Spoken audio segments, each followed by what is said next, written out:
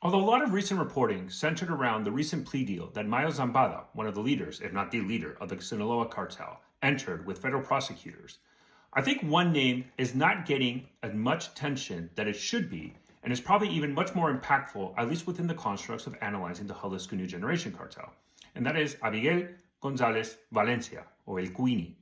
El Cuini has led the financial arm of the Jalisco New Generation cartel for decades, and his family, the Gonzalez Valencia, are intimately intertwined with the financial operations and crimes of the Jalisco New Generation cartel. El Cuini was recently extradited to the United States on the 12th of August, and although we don't have much reporting to indicate if he's entering into a plea deal or negotiating a plea deal with U.S. federal prosecutors, clearly I think that's probably one of his lines of defense, similar to what happened with either Ovidio Guzman or Mayo Zambada.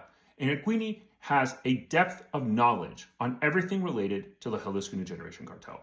Simply put, the Jalisco New Generation cartel is likely the most powerful cartel, not only in Mexico, but probably around the world, with the most amount of international reach.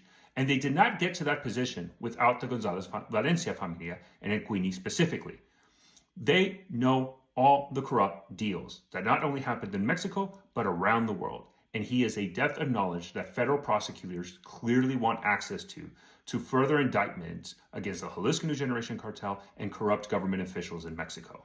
This is a huge opportunity for U.S. federal prosecutors, and I believe it deserves much more attention because it can be much more transformative in the cartel landscapes than either Mayo Zambada or even the capture of death of El Mencho. El Cuini is a huge win for the United States. President Trump clearly succeeded in the political pressure of getting key cartel fighters extradited into the U.S.